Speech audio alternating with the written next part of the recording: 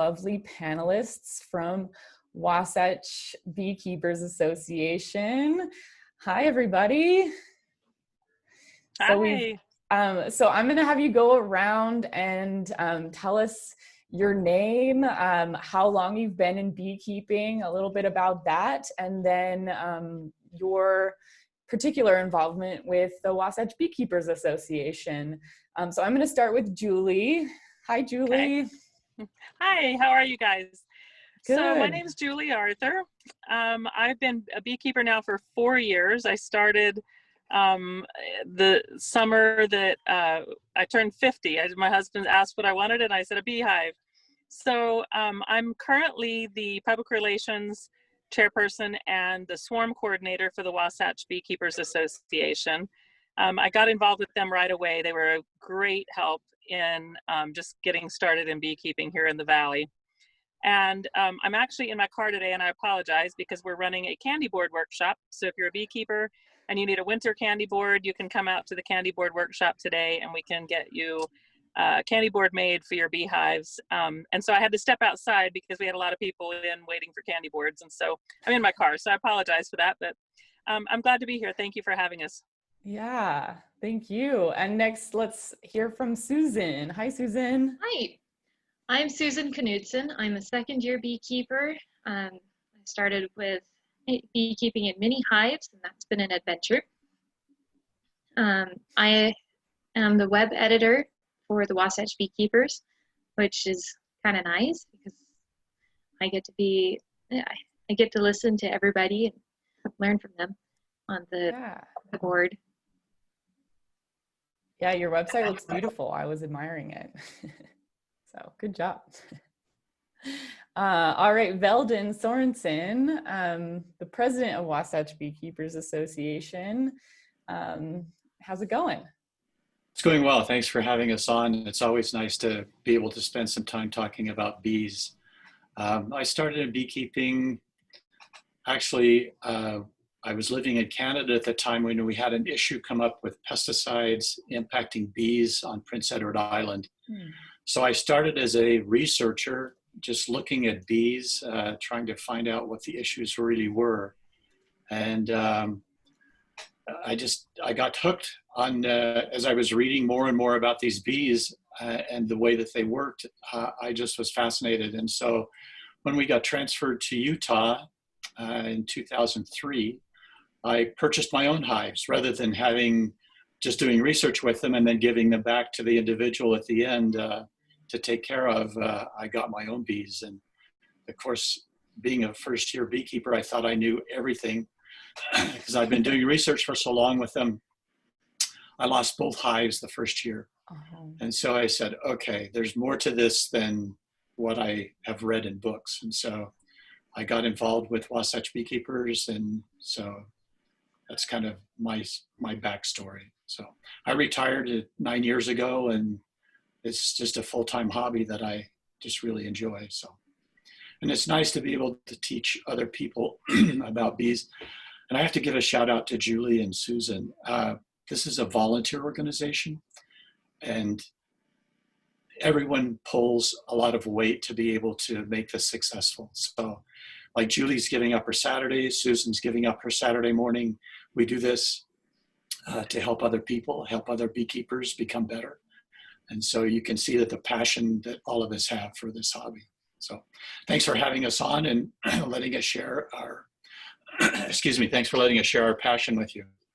Yeah, of course. I love to help other people get involved in what you guys are so passionate about and so many people are curious about. I posted on my Facebook a little while ago just to friends, like what questions would you want to ask a beekeeper? And within a couple of minutes, there were so many comments. People are just very curious about it in general. And I think there is a learning curve that people see and recognize, and there are so many questions that you need to figure out before you even begin to think, okay, I'm going to become a beekeeper.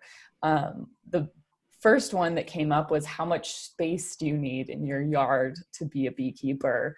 And I know, Susan, you've got some mini beehives and you have a lot of them, but I thought I would volley to you first because of the, the space question. And I guess in my mind, it might depend on what size hive you get. So yeah, I just wanted to turn it over to you. So I've been beekeeping in hives this big. Now it comes with its own little quirks and features, but you can fit this in a lot more spaces than you can fit a bigger hive. Right. And is a bigger hive, like, would you say twice, 3 times, 4 times as big as that one? 4 times the footprint, so twice as long, twice as wide. That's the standard. Gotcha. So for any of, all 3 of you, how much yard space would you say that you need? Oh, you've got. This is one of the frames that goes in it. Oh, so, cool. I like it because it's lightweight. I can use it everywhere, and I have. But it's foundationless and it's a lot of fun. Yeah, that looks like such a fun one. Rather than getting the big one to start, you can start small. So I think the concern, can I jump in here on yard space? Yes, absolutely. So I think the concern with people is, how much room do the bees need? The bees don't really need that much space. They'll fly 3 miles approximately from your home and back to forage for nectar and pollen. And so the bees themselves just need as much space as the box would take in your yard. So I know people who live, in condominium complexes, who have just a small fenced in, backyard space that have bees. And I know people that have acres that have bees. And so I think it really depends on it. The smaller the space and the closer your neighbors, you need to make sure that your neighbors are good with it, and that it's not going to bother the neighbors, and that it is okay with the HOA if you're in an HOA or something like that. But the bees really only need as much space as they need to have their hive and to fly out of. So people are quite inventive. We had one beekeeper who had a detached garage, and he built a stand on the very back of the garage and put the bees up there. So he had to climb up to check the bees because they were as high as this roof. And so he kept them way up high, and he did well with them. So the Salt Lake City Library for years has had beehives on the roof of the library. And so they don't have any yard space, but they have roof space. So yeah, like Veldon said, you can be very creative if you want to be a beekeeper with where you can put your beehive. I think Susan had a comment too. I was thinking about flight path, and one of the concerns is having the bees fly into it where people are going to be. So that is something to watch for. With a smaller hive, there's not as many bees, but it's still a concern. So maybe don't aim it towards where people are going to be. Yeah, what Susan's talking about is the bees learn where to come, and they fly in like a certain path every time. And so if, for example, if you've got a yard, you don't want to face the beehive across the yard because the bees will fly in across your yard. So face it some way where they have to go up high to get out, like face it towards the fence. So they fly up, and then they go out and they come back, and then they'll just kind of come down like a helicopter back into the hive. So that way you're not, your people who are in your yard are not getting bombed by the bees, because they don't know you weren't there when they left. And so all of a sudden you come back and you're in the way. And so that's how people sometimes get stung, is being in the path of the bees. They've got their flight path aimed right at their backyard like door. Yeah, you're the issue, not them. So yeah, but Susan raises a good point.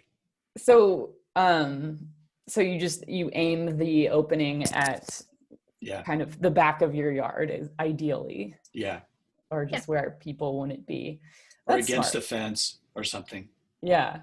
Yeah, Yeah. the fence could even be a chain link fence. We've learned that, yeah, some will go through, but they don't really like to. So they'll try to go up. Yeah. Oh, so interesting. I haven't even thought about the flight path, but that makes total sense. So another question that that came up, and something that you're working on right now, Julie, as you're at the sugar board making workshop for the day. What do bees do in the winter? So in the winter, bees basically go into a state of what we call torpor, which is kind of like bee hibernation. They will cluster in the hive, and they will keep that cluster very warm. I think Veldon probably knows better than I do, but I think it's like 85 degrees. 85 to 90, yeah. 85 to 90 degrees inside the hive all winter long. They'll rotate, the bees that are on the outside of that cluster will rotate to the inside, and they'll just take turns. They keep it that warm by basically, I call it bee sit-ups. They flex their is it their thorax, Veldon, that they flex, and they generate heat in the hive by Flight muscles. Flight muscles. And so anyway, so we leave enough honey, most beekeepers leave enough honey on the hive that they can consume their own honey through the winter. And then today we also supplement with what we call a candy board, which is just cane sugar and some bee supplements to keep them healthy through the winter. So if we happen to have a really long winter here and they go through all of their honey stores, then they have a little bit of sugar that they can use to get them through until we have nectar and flowers blooming here in the spring. So cool. I know. I think that's something that, out of sight, out of mind, you might forget. Like, where are the bees? Are they just hanging out in the hive? And apparently, and they. Yep, they hang out in the hive and sit up all winter. And as it gets colder, the cluster will condense, and as it gets warmer, then it comes back out.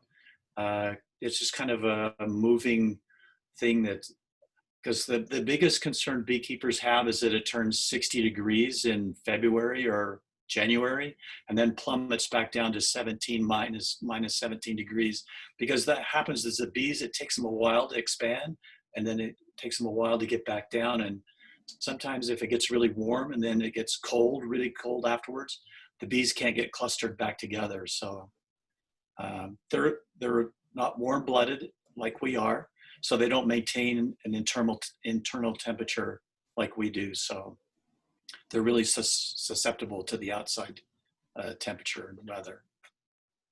Have you, for your first winter of keeping bees, was there anything that surprised you, or that, as you helped your bees winter for the first time, what was that like, and did anything go wrong? So actually my first winter, no, the bees overwintered really well and came back in the spring, and I was able to split it into 2 hives in the spring. But I was, I think all new beekeepers, you kind of baby your beehives, and you make sure everything's done, and, you get lots of answers from people. And my biggest concern where we live behind the Draper Amphitheater is wind. And so we needed to fashion a way to block the wind, because you need to keep an entrance in the hive over the winter. But if wind is hitting, the sides of the beehive or coming in that entrance or anything, then it tends to chill the hive. And so we just wanted to make sure we had a way to block the wind. So we fashioned a box kind of around the hive to give it a little bit of insulation and to block the wind off the hive a little bit.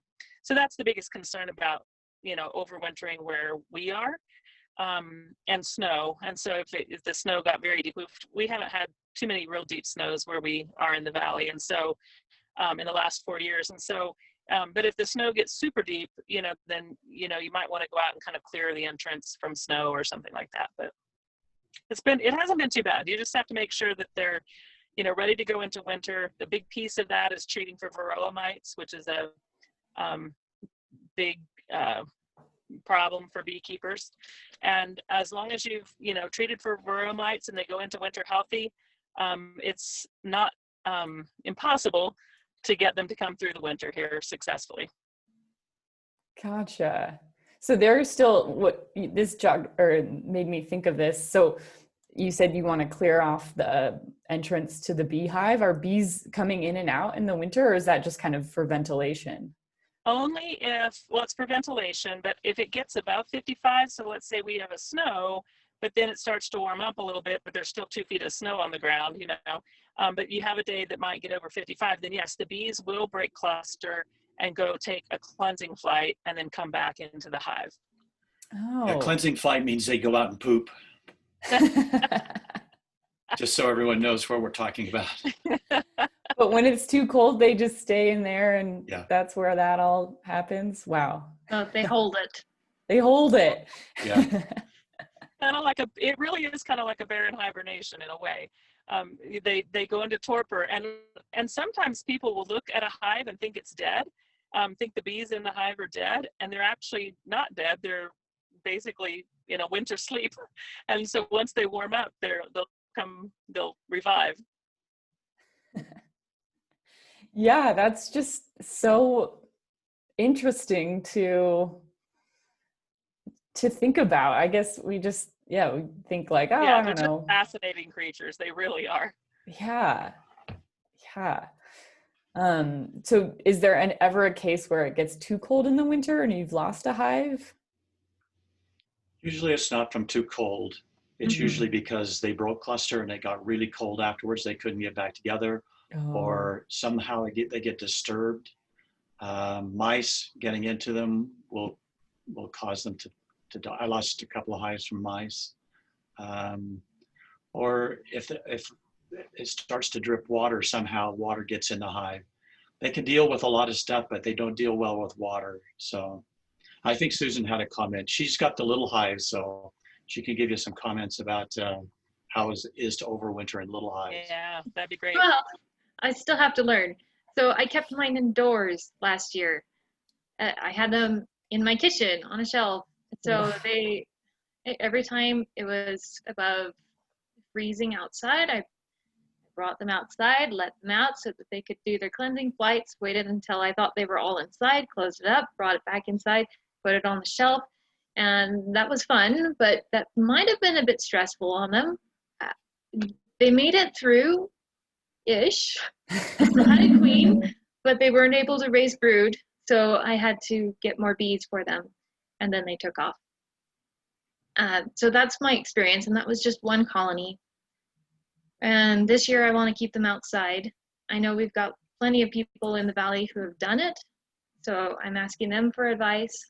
They said basically keep it dry, make sure it's got enough honey. So I think they said for every 2 frames of bees, you want at least 1 frame of honey. And what else was there? Mites. Make sure that they're healthy, so mite load is low. And not doing so well against the mites, so we'll see whether or not I get any of them through. Oh no, the varroa mites. Yeah, they're everywhere.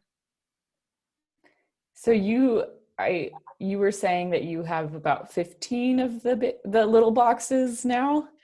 Yeah, I've got about 15 right now, and I need to combine a few, so that means I need to find homes for some of the queens, and I think Julie wants one of them, so I will be down to 14, perhaps by the end of today. So it's fun to raise all of these queens, but in total, I probably have enough bees to fill 2 standard hives. All of my colonies are really small, even for mini standards, so I do need to do some work there. And how do you cultivate a larger, or a more populated hive? Right now they don't really want to. Yeah. Because they're preparing for winter. In the spring, it's easy. They naturally have everything they need, like pollen and nectar flow. So they want to reproduce. So I think I'm just going to wait for then. Yeah. Or I could try to simulate spring and see see if they like that and respond to that or not. Yeah. Would you ever combine hives Yes. to kind of get them to cluster together in the winter? And Yes. okay. There's a newspaper. Whether it's minis. I'm sorry, go ahead, Susan. Go for it. Whether it's minis or a larger 10-frame Langstroth hive or a top bar hive, you can always combine hives. If you get a weak hive or a couple of weak hives, or if you have a weak hive and a strong hive, you can combine the weak hive with another colony. You have to eliminate one of the queens, and so, but you can do that in order to help build their numbers and their strength in order to get them through winter as well. Oh, okay. So you have to, in order to get them to combine, there can only be one queen. Is that correct? Yeah. Yes. There can only be one. That's right. So how would you take one queen away from her hive, or put two hives together and get the queen away? Choose. I can find her and cage her and then send her to another home, or off with her head. But I raised these, and so I don't want to. I'm really reluctant to send her to the other side, so that's part of my problem. Oh, yeah, it would be hard to kill a queen. And the queen, you can tell, is she bigger and instantly? Yeah. Well, she also moves different.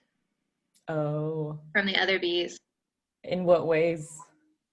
Well, she has longer legs. Okay. Yeah. The bees will all get out of her way when she walks. They're If very she's respectful. Mated. Sorry? Only that's true for mated queens. Yes. The virgins, not so much. No, they don't respect her as much? Well, she hasn't laid any, she's a virgin queen. She hasn't laid any eggs yet. So her pheromones are not strong enough to really get that respect from the hive. So they just look at her as another bee, because most of the bees in the hive are already female anyway. So she's just another female. So what makes a female become a queen? Is that when she starts laying eggs, or how does that process work? Okay. Okay. Because we're getting into queen breeding, which both Veldon and Susan, you do. This is a talk about the birds and the bees, and that's why we talk about bees, is because bee sex is an interesting part. When a queen is missing in a hive, the bees sense right away. And so every egg, when it's laid, and then when it hatches 3 days later, they're 90%, 99% of them are female. And so the bees begin to feed these larvae what we call a queen food, or royal jelly. So they all get royal jelly for 3 days. And then if they don't want them to be, if they already have a queen, then they stop feeding them royal jelly and they move to a different kind of, we call it bee food, or those different names for it. Bread. Yeah, bee bread. And then it helps them to develop into females. They still have all the female parts, but they don't become queens. If they want a queen, then they continue to feed it that royal jelly. And that develops her ovaries. There are about 30 or 40 different characteristics of the queen bee that are different from the other. And that all comes because of the food that she eats. So she's going to eat that for the next 11 days as she's in. And then when she pupates, then she becomes a queen. And it's a lot longer cell that she's in. Most of the cells are quite small, but she's in a large cell that looks almost like a peanut that hangs on the outside. And so then they'll probably do about, I don't know, I've seen 15 or 20 of them in a hive. Usually they'll do 5 to 15. The first queen out goes around and kills the other queens. So you can tell right away if the queen is emerged by a little flap at the bottom where she's come out. If there's a hole in the side, that means that the other queen chewed a hole in it, stuck her stinger in, and stung the bee to death, the queen to death. So ruthless.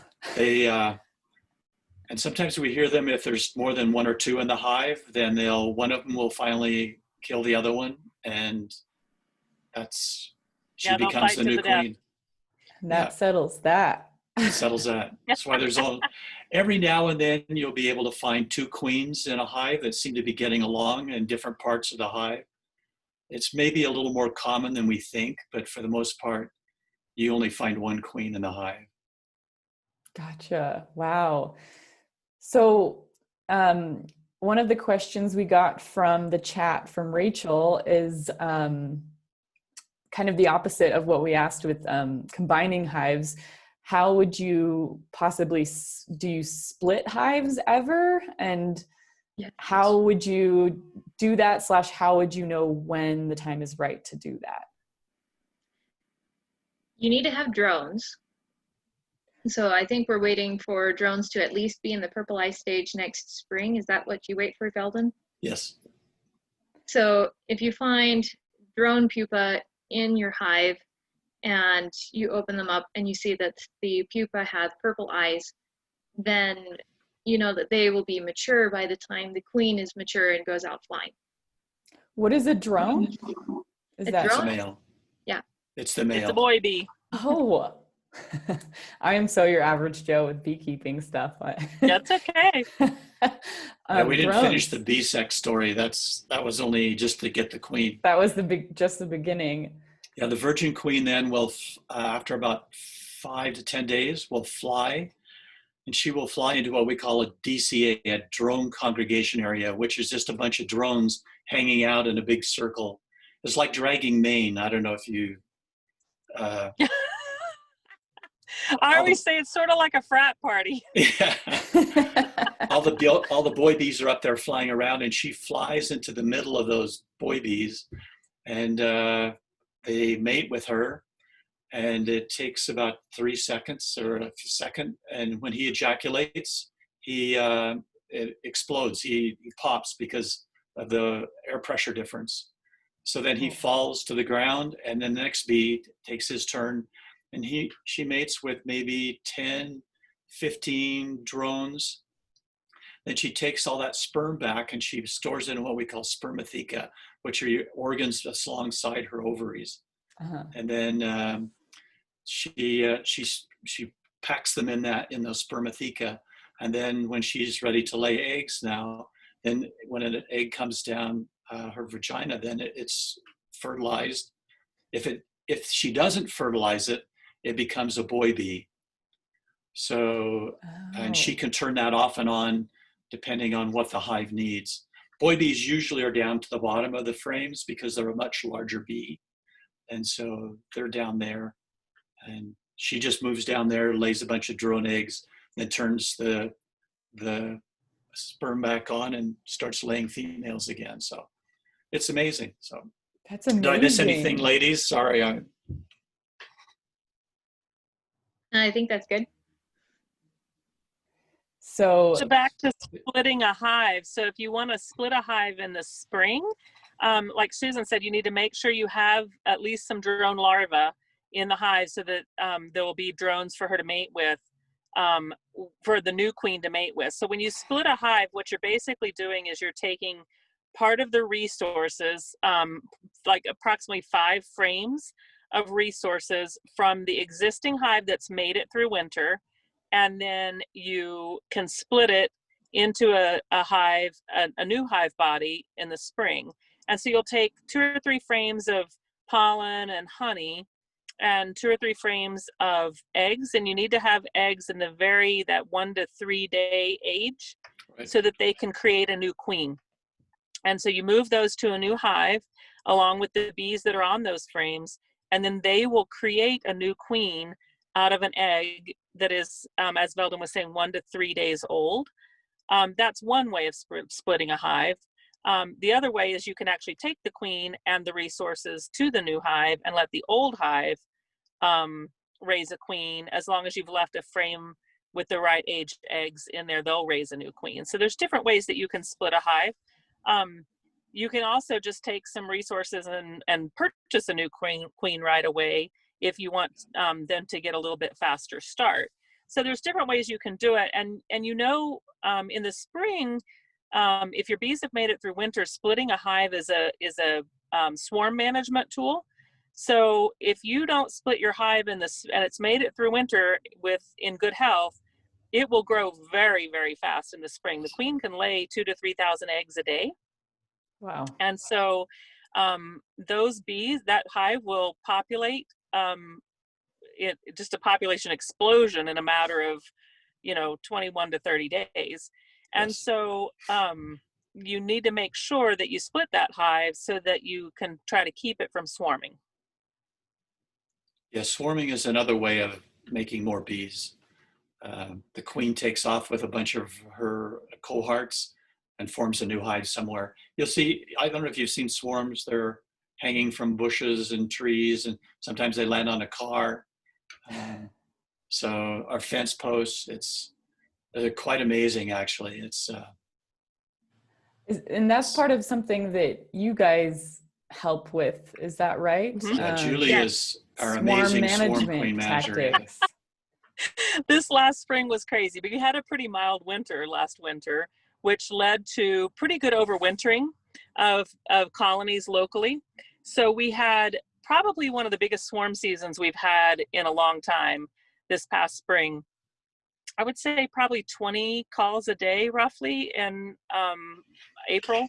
It was really busy. And so what happens is when the hive gets too crowded, then the queen will send a signal to the bees in the hive that she's going to swarm. They'll create queen cells so that they can raise a new queen. She'll ramp up her egg laying in that process before. And then about a week before they swarm, she will have laid like all the eggs she needs to lay. And then the bees will start engorging on honey in the hive, that are the ones that are going to leave the hive with her. And then she will send a signal out and they will swarm. So she will leave the hive, they will go and they'll land on a nearby, usually probably the first time they swarm 50 to 100, is it feet or yards, Veldon? I never can remember. But they'll live pretty close to the beehive. Yeah, like in your own backyard or maybe the neighbor's backyard. And they'll cluster on the branch. It looks oftentimes like a V hanging down from the branch. But while they're in the process of clustering, it will look like a cloud of bees in the sky. And it's fascinating because they're not defensive at all because they don't have a hive to defend. They've engorged on honey, so they're full and they're heavy and they just need to go find a place to land. You can stand in the middle of a swarm and literally they just hum around you and don't really bother you at all. I mean, it's fascinating. So they'll land, out on a branch and then they'll stay there. Sometimes they'll stay overnight, sometimes just a few hours. But what they do is then they send the scout bees out to find a more permanent home. And so as beekeepers, we like to catch them when they're in that first swarm hanging from the tree, because that second home that they find is usually your soffit or a wall or a hole. We had a lot of them this year, people where their air conditioning vent goes into the side of their house. Yeah. And the contractors have it sealed up around there with foam insulation or something. They like to get in there and then they can build a colony in the wall. They love to be in the soffit. If you're in a place with a tree that has a hollowed out place in a tree, they'll go you see Winnie the Pooh pulling honey out of the tree. They'll go into the hollow of the tree and build a colony there. And so it takes them about, a day or two to find a more permanent home, but they will find a more permanent home. So when they're hanging from the tree, or when they're swarming in the air, people will give us a call at Wasatch Beekeepers, and that phone number forwards to me. And then I send other beekeepers out in the area. I have a whole list of beekeepers all around the valley that then will go out and catch that swarm and put it into a backyard beehive. Susan is our champion. She catches more swarms than anybody. So I think it's because she's also very, very available. And I don't mind going after little ones. Yeah, we need to catch them before they move on. And so, if it's the middle of the day and people are working and, things are going on that, we really need to get somebody who has availability. And so if you want to be a bee swarm catcher and you have some experience catching swarms, you can always become a member of Wasatch Beekeepers and sign up on our swarm catching list in the spring and get on that list. But it's so fun to go catch them, because you can literally just shake all those bees down into a box and take them home. Wow. Yeah. And Bee suit is optional. yeah. Wow. So they're really just swarming. They're not focused on. Yeah, they're very It is so docile much. when they're swarming.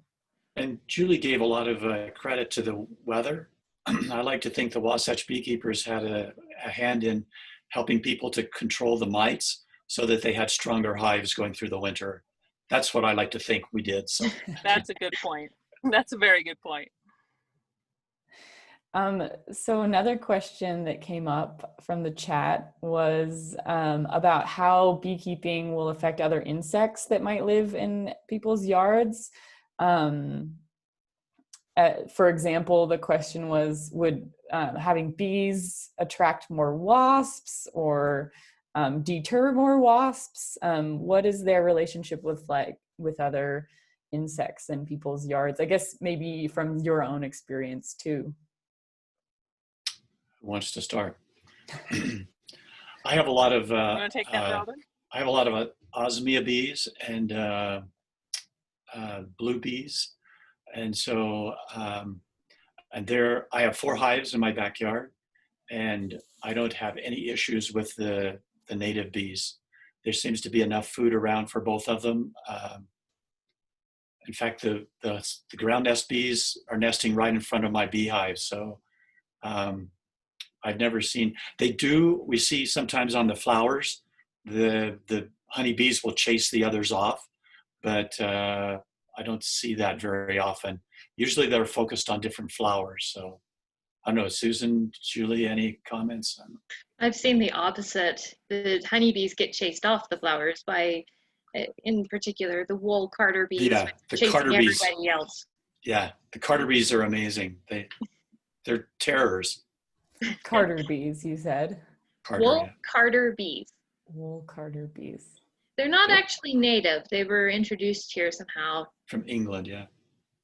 Oh, Yeah. interesting. They're kind of fun to watch. They're on lamb's ears, if you know what lamb's ears, the plant. Yeah. And mints. Sorry, go ahead. They also like other mints. They're on my lemon balm a lot.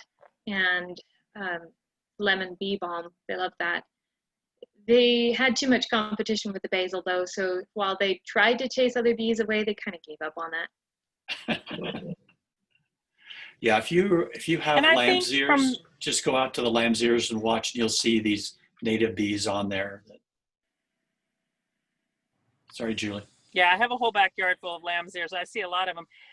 As far as wasps go, I don't think that having beehives in your backyard attracts more wasps. I just think that kind of this time of year and starting in September, when we've had such a dry summer and there's a dearth, what we call a dearth, which is basically a drought. In beekeeping, we call it a dearth because there's no nectar really in the flowers for the bees. You'll start to see the wasps are typically protein eaters and meat eaters. And so when people say there's bees at their picnic, it's not honeybees, it's generally wasps, yellow jackets or paper wasps, something like that. And so when there's not any protein for them to eat, then they can tend to then start to rob beehives. And so I haven't noticed more wasps in my yard because of the beehives. I have 5 in my backyard and then 2 in some neighbors' backyards. But you will notice them on your beehives this time of year because they're running out of food and they're looking for food, and so they'll try to rob it out of a beehive. But I don't really think that I see more because I have beehives. I just think they find my beehives. Yeah, the other reason that wasps come to beehives is because during the winter the drones are not allowed in the hive. Right now the bees are forcing the drones out, and so because they don't need them in the winter, there's no mating, so they don't need the drones. So the drones are superfluous, they're surplus. And so they'll keep them out, and the wasps are there picking them up because they'll take off their heads and their wings and their legs and take the abdomen back to feed the other bees. So That's what they're looking for. Or weak bees that are sick or not doing well. Wow. So you said the wasps will come get the drone bees, Yeah. or and Mhm. then feed them to Their their babies. babies. Yeah. And so no drones in the winter. So do they all just die? And then they come The back the next females, season? no, the females keep them out. They won't let Huh. them back in.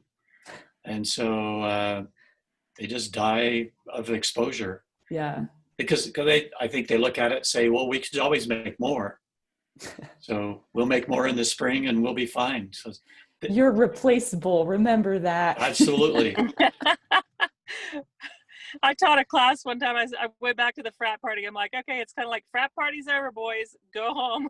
And Yeah. they just send them out. It's like the door closes and they're not allowed in until Yeah. spring again. Yeah, that's so biblical. It's like the red tent all winter long. Yep. Isn't it crazy? That is crazy. I never knew that. Yeah, you want to be a boy bee until about September. Yeah. Wow. Because what do? You fly into any hive that you want. The bees feed you. You start flying about 2 or 3 in the afternoon.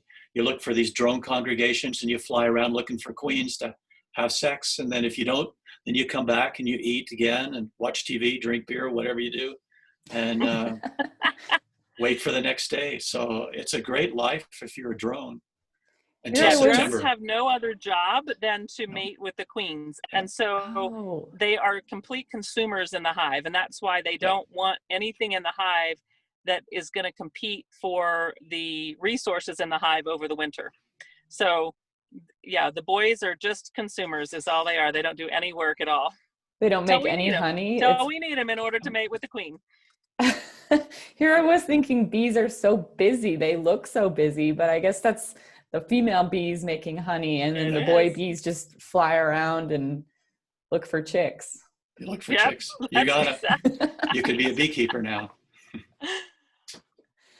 Wow, that's so great. Well, one question I had for each of you, I would like each of you to go around and say what kinds, there are so many different types of hives, and I kind of want to know what all different hives you've got. Some of you have a variety. I'll start with you, Julie. It sounds like you have a really wide variety of hives. Yeah. Okay.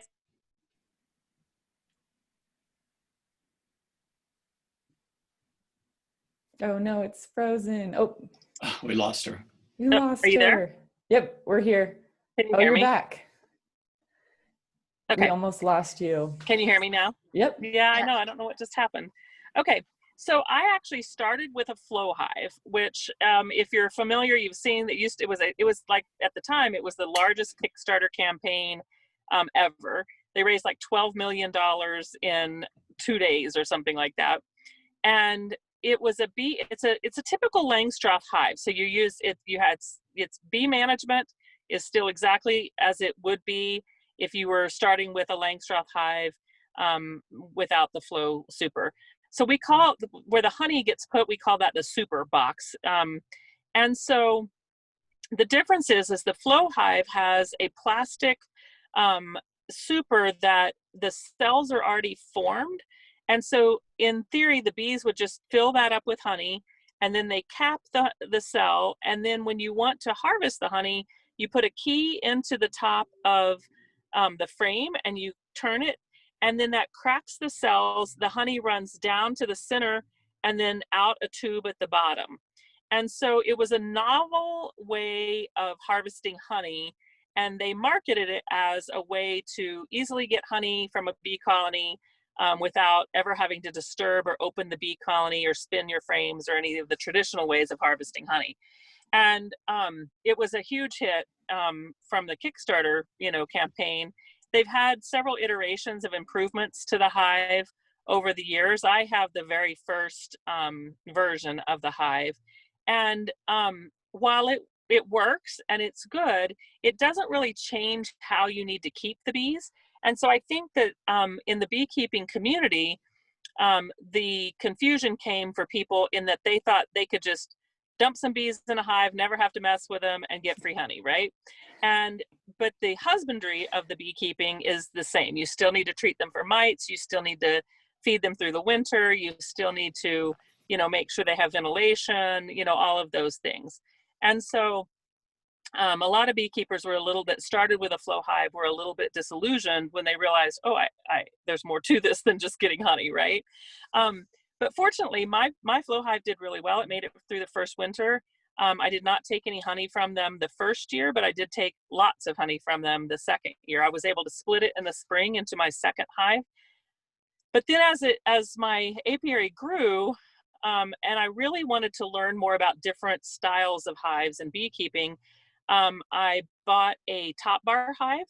And so a top bar hive is different in that the bees just build the comb. Most top bar hives are kind of in a V shape. And so the bees build the comb along the top bar of the frame. And there's no exterior kind of picture frame. Like Susan was showing you, most bee frames kind of look like a picture frame. And a lot of beekeepers use a plastic or a wax foundation to kind of give the bees a guide on where to build the comb, and then thus where to put their eggs and their honey and things like that. In a top bar hive, they just free form the wax from that top bar, and they'll build as thick as they need it or want it. And some of the frames will be wax built for brood and larvae and raising bees and pollen and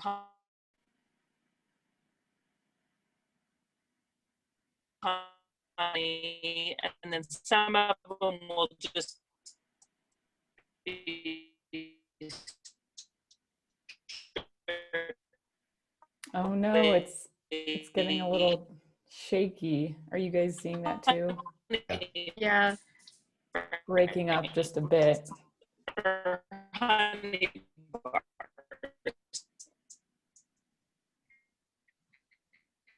Julie. Actually, till she comes back on, Susan, can you hold that up again? Sure. If you look at the V shape that's on there, that's exactly what the top bar hive would look like. So if you take the two purple sides off, that's what it would look like. Yeah. Wow. And the bars just move one right after the other. So the bees build back. They move from the front to the back. Oh, okay. And is that the wooden one you're holding? Is that what the bees made, or is that the frame partly that they built upon, or is that all bee made? All bee made. So I gave them just a little strip of wax about that big, and just put it on the top, and then they used that as a guide and drew the rest of this. They stored honey in this top part. That's why it's light colored. And this part they used for brood, and brood tends to stain the comb, so it's darker, so you can tell where the brood has been, where the bees have raised more bees. Yeah, so cool. And how do they form such perfect hexagons? It's not always perfect. Mostly perfect hexagons. They we know. We found that bees actually kind of make it round, and with all the pressure that comes in, they begin to just form to the hexagon. But we thought for a long time they actually made the squares, but they kind of do it round, and then as the pressure from more cells come in, it forms the hexagon. So okay. But we actually, as Susan was mentioning, we put frames in the middle. Like I do, I keep mine frames in the middle, and then they build on top of those. So there's a guide already there for them. And so I prefer that because then I keep them straight. Yeah. I just like them straight. And if I let the bees do it, they make wobbly things all over. And yeah, they can.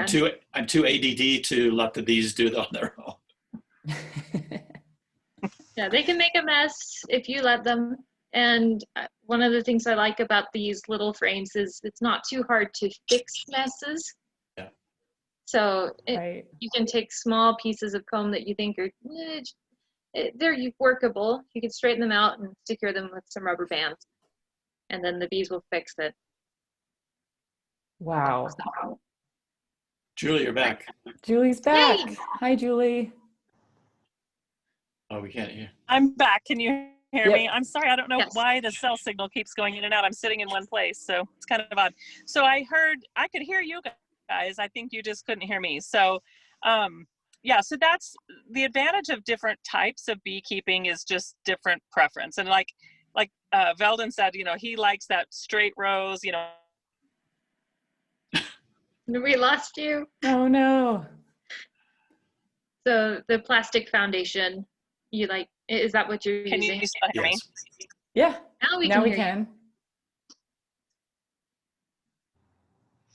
Can you hear me now? Yep. Yes. Rude. Okay, I'm sorry. It said waiting again, so I don't know what's going on. But anyway, yeah. So, but they do have a tendency, when you don't give them the foundation, to build free form. And so you need to kind of keep an eye on them so that they don't make, I don't know if you talked about cross comb. They'll take the frame and then they'll build comb across a couple of frames. And so then when you have difficulty inspecting the frames then, or harvesting the honey, because Oh no. We Yeah. lost they will you. have built that comb Oh, there we together go. until we try. Yeah, it's not a mess until we mess with it. And so, but when you're trying to pull a frame out that's connected to another frame, and is full of honey, then it will break and run honey all over the inside of the hive. And so I actually prefer foundationless. I don't prefer the mess that they make, but I find that the bees will make more honey, and they build the comb thicker or wider than they will when they build it on the foundation. And so I actually prefer the more natural comb and letting them do kind of their thing. I use the foundation in the brood boxes because it does help them establish kind of some order in their brood boxes. But in my honey supers, I let them do their own thing. And the advantage of that too is then you can make cut comb, and you can eat the honeycomb straight as it is, you know, right out of the beehive. And so if you use the foundation, you can't cut the comb and eat the honeycomb per se, like it is. Yep. Right. And the other reason that people use foundation is in their supers is that when you harvest your honey, then you can put them in a centrifuge or a honey spinner and spin the honey out of the frames, and it leaves most of the wax on the frame for the bees then to reuse that wax the next time and to rebuild the cells, so they don't have to put as much wax into the frame. They can reuse the wax that they have. So cool. We're running almost to time. We've got a couple more minutes. Julie has also a top bar hive, Langstroth hive, and one other one. So I have the bee sanctuary, which is basically a long Langstroth hive. So instead of stacking the boxes high, they're wide. So it's as wide as 2 10-frame Langstroth hives. And then you can go up 1 medium box on each side. And so it's just a little bit longer, but it uses the same standard medium Langstroth frames, or it can use the mini frames like Susan has. So I have the top bar, the bee sanctuary, and then I have the Langstroth hives, but I also have the flow hive on one as a honey super. But I don't tend to use my flow hive super anymore, because once I had so many hives, it just became easier to harvest the honey all in one way. And just having the flow hive frames was just an additional piece of work in order to harvest the honey in a different way. And so I just have I let somebody borrow my flow hive frames this year, just to kind of get the hang of beekeeping and see if they liked them, the flow hive frames. And so this year I just processed all my honey the same way. And Susan has the minis. Yep, And I only minis. have the Langstroth. Langstroth. I have the minis, a Langstroth, and a sanctuary. Oh, you have a sanctuary also? Yeah. Okay. And the sanctuary it's unique in the way that it's got the lid on it. You can use the medium frames, the mini frames, or the deep frames. So all 3 all at the same time.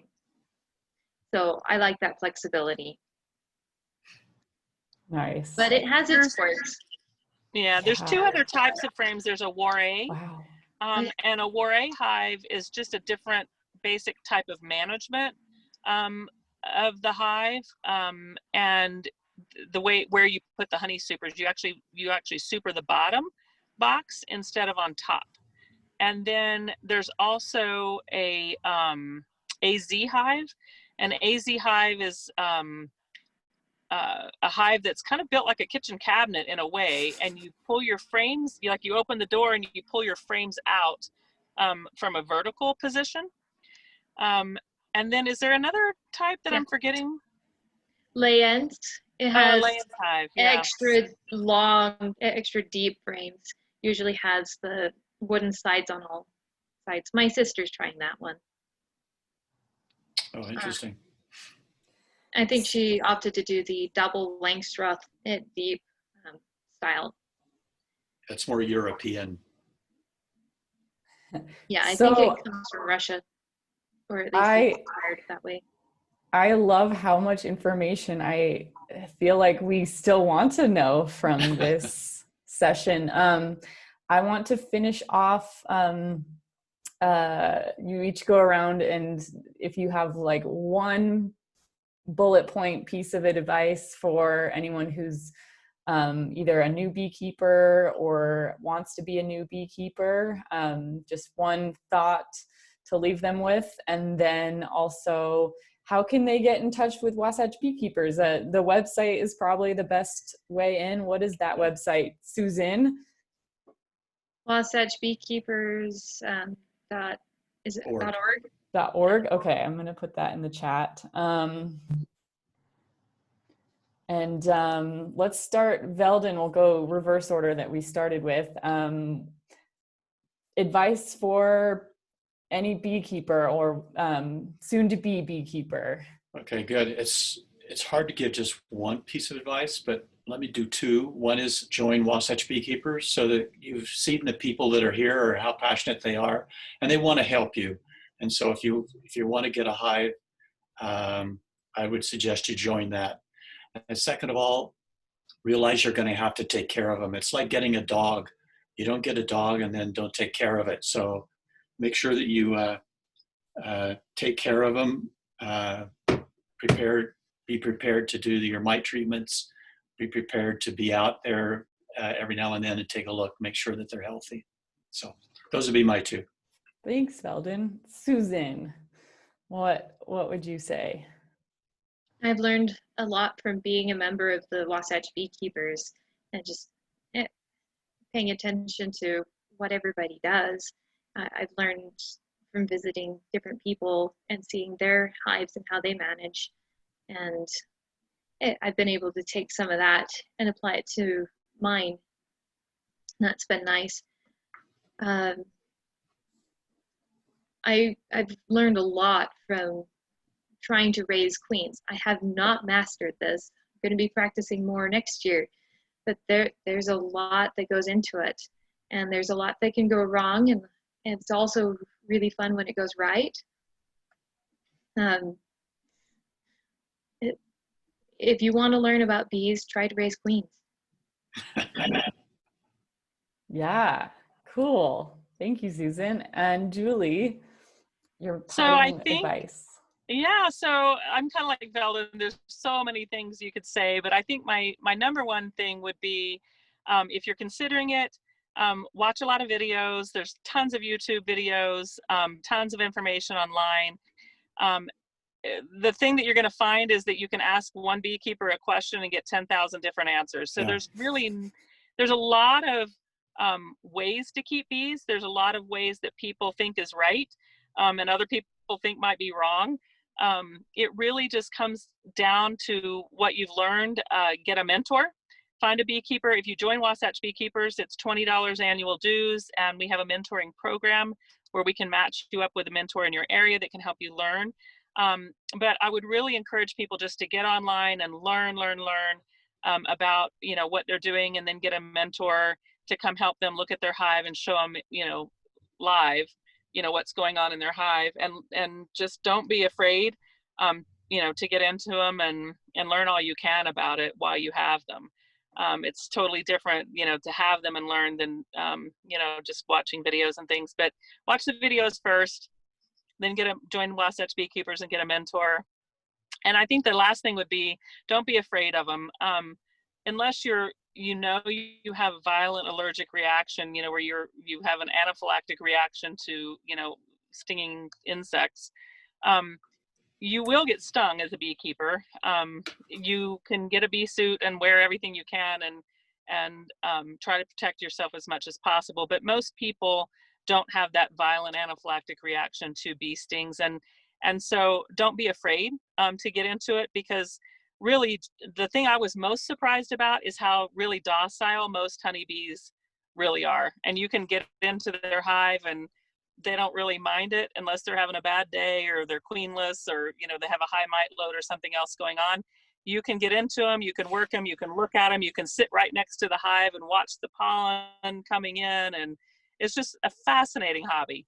So just don't be afraid, both to learn and don't be afraid of your bees. Awesome.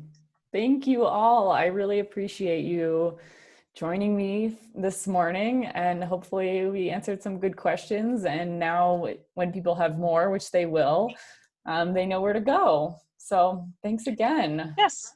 Thank you, Sophie. Thanks for hosting us. Of course, of course. Happy Bee Thanks, Fest. Veldon. Hopefully Thanks, you Susan. tune in.